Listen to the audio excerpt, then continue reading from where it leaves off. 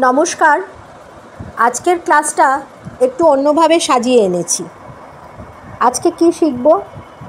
কথা তো আমাদের সকলকেরই বলতে হবে, শিখতে হবে এবং কথা ইংরেজিতে বলা অপরিহার্য। It's very important to speak in English, to learn how to speak in English accurately and also how to right, definitely. কিন্তু আমরা যখন কথা বলি তখন আমাদের মনে রাখতে হবে যে আমরা কিন্তু অনেক ওয়ার্ড ইউজ করব, বা আমরা অনেক সময় বিভিন্ন সিচুয়েশানে আমাদের নানা রকম ওয়ার্ড ইউজ করতে হয়, তাই না, ইফেক্টিভলি কমিউনিকেট করার জন্য। তা এরমই অনেক ওয়ার্ডের মধ্যে এক টাইপের ওয়ার্ড হচ্ছে গ্রিটিংস, মানে অভিবাদন জানানো কাউকে। এবার আমরা যে অভিবাদন জানাই বা গ্রিটিংস জানাই, এটা কিন্তু একটা ভীষণ ভীষণ অপরিহার্য দিক ভাষার এবং কমিউনিকেশনের এবং কথা বলার। কেননা ধরুন আপনি একজন অপরিচিত লোকের সাথে পরিচিত হচ্ছেন। প্রথমে ধরুন আপনি কোথাও বেড়াতে যাচ্ছেন, স্টেশনে, এয়ারপোর্টে আপনি বসে আছেন, একজন সহযাত্রী, তিনি হয়তো আপনার সাথে কথা বলতে এলেন, ট্রেন বা প্লেন কখন ছাড়বে বা ডিলে হচ্ছে কি না বা ইত্যাদি। এবার আপনি শুধু সেইটুকুই বললেন বা তিনিও সেইটুকু বলল, তাতে কিন্তু জিনিসটা শুনতে খুব একটা ভালো লাগে না। এবং সেটা ঠিক মানে সামাজিক সোশ্যালাইজেশন, ভাষা কিন্তু আমাদের সামাজিক দিকের, সামাজিকতার একটা বিরাট অঙ্গ, সমাজের বিরাট অঙ্গ। কেননা ভাষা কিন্তু সমাজ থেকেই গড়ে উঠেছে, এটা আমাদের মনে রাখতে হবে। সোশিও লিঙ্গুইস্টিক্স যাকে আমরা বলি, এটা কিন্তু একটা আলাদা ডিসিপ্লিন আছে এবং এটা কিন্তু একটা সাবজেক্ট। মানে ল্যাঙ্গুয়েজ বা ভাষা কিভাবে সমাজের সাথে ওতপ্রোতভাবে যুক্ত এবং জড়িত, ইনএক্সট্রিকেবলি অ্যালাইড বা রিলেটেড টু সোসাইটি। সুতরাং ভাষা কিন্তু আমাদের সামাজিকতা করবার একটা টুল, রান্না করার টুল যেমন মশলা, সামাজিকতা করবার জন্য কিন্তু ভাষা লাগে। আমরা তো নিজেদের সিভিলাইজড বলি না, আমরা তো চেঁচিয়ে কেবল হাত পা নেড়ে ইরাটিক্যালি আমরা কিছু জানাতে বোঝাতে পারি না। আমাদের ভাষার একটা র্যাশনালিটি আছে, লজিক আছে, অনেক কিছু আছে। সুতরাং ভাষা কিন্তু সমাজের সাথে একদম ওতপ্রোতভাবে জড়িত। এই ওতপ্রোতভাবে জড়িত বলেই কিন্তু সামাজিকতার মধ্যেই কিন্তু পড়ে এই গ্রিটিংস বা অভিবাদন। এবার আমরা কিন্তু ইংরেজিতে সকলেই জানি, আমরা হ্যালো বলি, হাই বলি, তাই না? হ্যালো, হাই, প্রত্যেকটা জিনিসই কিন্তু আমরা দেখুন হ্যালো, হাই, এগুলো কিন্তু ইনফর্মাল মানে আমি যদি আমার বান্ধবীর সাথে কথা বলি বা আমার বোনের সাথে কথা বলি বা আমার ভাইয়ের সাথে কথা বলি বা প্রতিবেশী কোনো তার সাথে কথা বলি, তাহলে কিন্তু আমি তাকে হ্যালো, হাই দুটোই আমি ফোনে বলতে পারবো বা আমি সামনাসামনিও কথা বলতে পারবো। তাহলে এটা কি ডিনোট করে? অল আর কনভারসেশন স্টার্টার্স, মানে কনভারসেশন শুরু করতে গেলে এইগুলো দিয়ে শুরু করতে হয়। আপনি যেমন আমি যে প্রথমেই বলছিলাম, একটা স্টেশনে আপনি ওয়েট করছেন বা এয়ারপোর্টে ওয়েট করছেন, আপনার ট্রেন বা প্লেন লেট আছে এবং আপনার যে অন্যান্য যাত্রীরা আপনার সাথেই যাচ্ছে, কো প্যাসেঞ্জার্স, তাদের মধ্যে একজন হয়তো আপনাকে জিজ্ঞেস করতে এলো, তখন আপনিও স্বাভাবিক বলবেন hello, hi, where are you going? I am going to such and such place, the train is being delayed or the plane is being delayed. Where do you come from? Do you stay in Kolkata?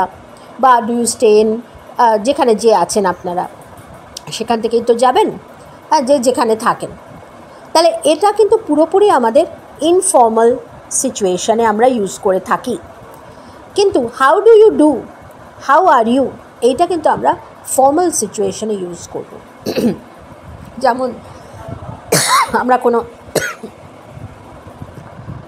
অফিসে গেছি, সেই অফিসে আমরা কারোর সাথে দেখা করতে গেছি, সেখানে আমরা কিন্তু এই টাইপের how do you do, how are you বলবো। তাহলে দুটো ফর্মই কিন্তু, এই দুটো সেটই কিন্তু আমাদের এগুলো হচ্ছে কনভারসেশন স্টার্টার্স। কনভারসেশন আমাদের বিগিন করতে, কথাবার্তা শুরু করতে কিন্তু আমাদের সাহায্য করে। নেক্সট আমরা আসছি কনগ্র্যাচুলেশন, ওয়েল ডান। এটা আপনি বুঝতেই পাচ্ছেন, কাউকে মানে চিয়ার আপ করা বা কাউকে সে কোনো ভালো কাজ করেছে তার জন্য তাকে কৃতিত্ব জানানো, তার কৃতিত্বটাকে স্বীকার করা বা রেকগনাইজ করা।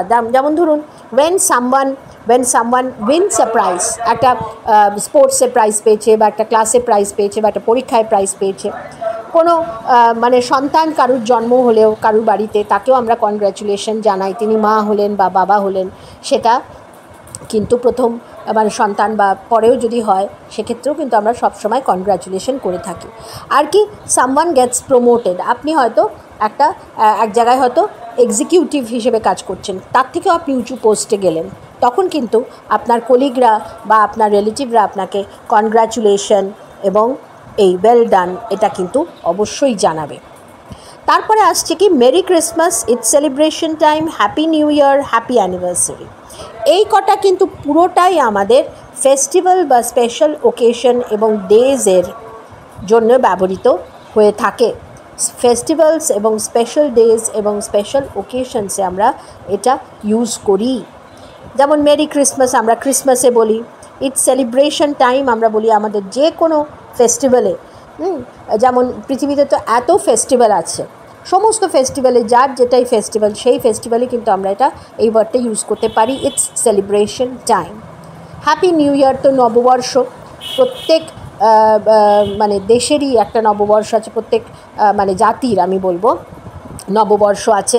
সেই নববর্ষতে কিন্তু আমরা হ্যাপি নিউ ইয়ার একে অপরকে বলি এবং এটাও কিন্তু একটা বিশাল খুব ইম্পর্টেন্ট গ্রিটিং। হ্যাপি অ্যানিভার্সারি, কারুর বিবাহ বার্ষিকী, তাতে আমরা বলি না হ্যাপি অ্যানিভার্সারি, বা কোনো দোকানের 1 বছর হলো সেটাও তো হ্যাপি অ্যানিভার্সারি। সুতরাং সেটা কিন্তু ফেস্টিভ্যাল অ্যান্ড স্পেশাল ওকেশন বা স্পেশাল ডেজের জন্য কিন্তু আমরা ব্যবহার করে থাকি, only for special occasions and special days. তারপরে আসছে নেক্সট ওয়ানটা, all the best for your exams, good luck. এটা আমরা সব সময় ব্যবহার করি আমাদের নিজেদের আত্মীয় পরিজন, ছেলে মেয়ে, স্টুডেন্ট, পাড়া প্রতিবেশীর কেউ যখন কোনো এক্সামে যায় বা এক্সামে ভালো রেজাল্ট মানে পরীক্ষা দিতে যাচ্ছে বা জব ইন্টারভিউতে যাচ্ছে, তাকে কিন্তু আমরা সব সময়তেই এইগুলো বলেই গ্রিট করি। বা last instruction day in an academic year, যেমন ক্লাস 10 পরীক্ষা দিচ্ছে একদল স্টুডেন্ট, তাদের সেটা লাস্ট ক্লাস, তারপরে তারা বোর্ড এক্সাম দেবে, দিয়ে তারা আবার অন্য কোথাও বড় কিছু পড়াশোনার জন্য ভর্তি হবে, তাই না? তো সেই ক্ষেত্রে কিন্তু টিচার স্টুডেন্টকে বলতেই পারে good luck, all the best for your exams. একটি ছাত্র আরেকটি ছাত্র বা একটি ছাত্রী আরেকটি ছাত্রীকে বলে থাকে, টিচার স্টুডেন্টকে বলে। আচ্ছা, তারপরে আমাদের রিলেটিভরা বলে, তারা যদি জানে যে আমরা কোনো বোর্ড এক্সাম দিতে যাচ্ছি, কোনো মানে ন্যাশনাল লেভেলের কোনো পরীক্ষা দিতে যাচ্ছি, জাতীয় স্তরে কোনো পরীক্ষা দিতে যাচ্ছি, বা আমাদের রাষ্ট্রের স্তরে বা আমরা যেই স্টেটে থাকি বা আমরা যেই লোক্যালিটিতে থাকি সেখানে কোনো এক্সাম বা কিছু দিতে যাচ্ছি, সেখানেও কিন্তু আমাদের সবাই বলে all the best for your exams, good luck. এটা কিন্তু একদমই বলা খুব প্রাসঙ্গিক এবং ভেরি রেলেভেন্ট। তারপরে হচ্ছে কি, good morning, good afternoon, good evening, এগুলো তো সব সময় আমরা ব্যবহার করে থাকি। এগুলো কিন্তু একদম ফর্মাল বিজনেস গ্রিটিংস।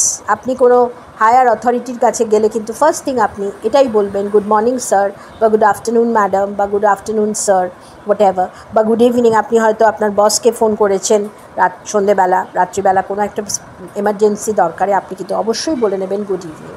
এগুলো বলে কিন্তু আপনি কনভারসেশনটা স্টার্ট করবেন। ইটস নট দ্যাট যে আপনি ফোনটা ডায়াল করে বা আপনি তার বাড়িতে হয়তো গেছেন দেখা করতে, আপনি যেই কলিং বেল টিপলেন আপনাকে ঢুকতে দেওয়া হলো, আপনি ঢুকে গিয়েই আপনার কথা বলতে আরম্ভ করে দিলেন, না, এটা কিন্তু সৌজন্য না। গ্রিটিংস কিন্তু সৌজন্য দেখাবার একটা বিরাট টুল, এবং সৌজন্য তো সামাজিক জীব আমরা, সুতরাং সমাজে বাস করতে গেলে কিন্তু সৌজন্যতাটা ভুলে গেলে চলবে না। আমরা সবসময় কিন্তু সেটা খেয়াল রাখি না, তাই না?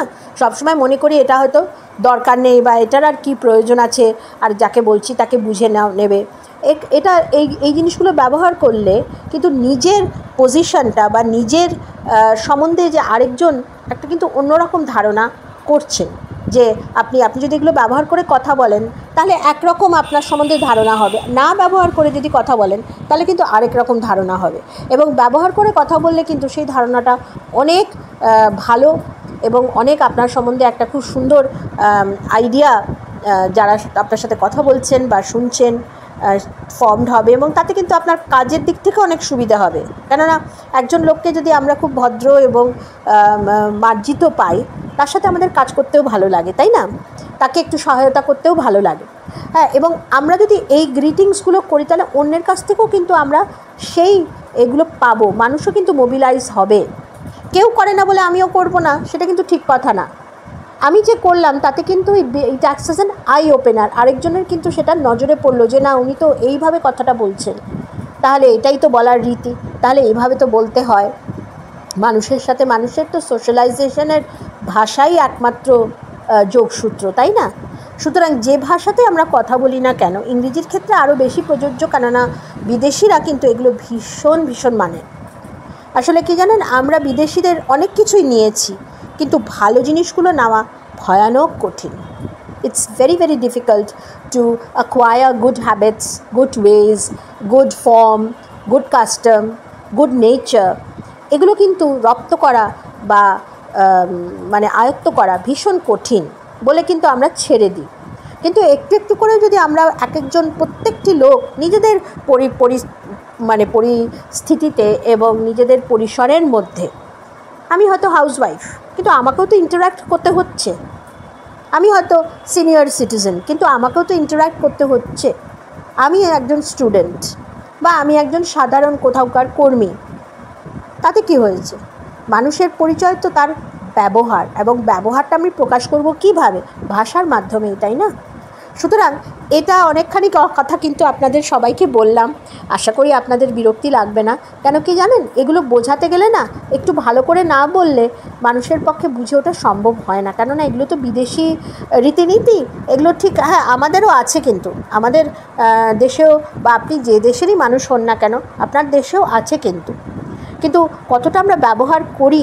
আর এই জিনিসগুলো এখন থ্রু আউট দ্য ওয়ার্ল্ড চলছে। আমাদের নিজেদের দেশেরটা তো আমরা ব্যবহার করবই আমরা যখন সেই দেশে থাকছি, কিন্তু আমাদের তো এখন নিজেদের দেশ ধরে বসে থাকলে হচ্ছে না, আমাদের তো সারা পৃথিবীর সাথে যোগসূত্র স্থাপন করতে হচ্ছে। We have to communicate with the entire globe every minute, every second. সেখানে কিন্তু এইগুলো জানা অপরিহার্য, it's just indispensable, absolutely mandatory এবং ভীষণ ভীষণ প্রয়োজন এগুলোকে জানা। তো আশা করি আপনাদের ক্লাসটা ভালো লাগলো। আর আরেকটা ছোট্ট হোম টাস্ক আপনাদের দেব, আপনারা কমেন্টে না কে কোন সিচুয়েশানে কীরকম গ্রিটিংস ব্যবহার করেন একটু লিখে আমাকে জানাবেন। আর কিভাবে ব্যবহার করেন সেই গ্রিটিংসটা দিয়ে না 2-4টে সেন্টেন্স, আমি তো যেমন এখানে সেন্টেন্স ফর্ম করেছি সেরকম 2-4টে সেন্টেন্স একটু লিখে দেখাবেন। এটা কিন্তু প্র্যাকটিস হবে এবং আমি অবশ্যই কারেক্ট করে দেবো।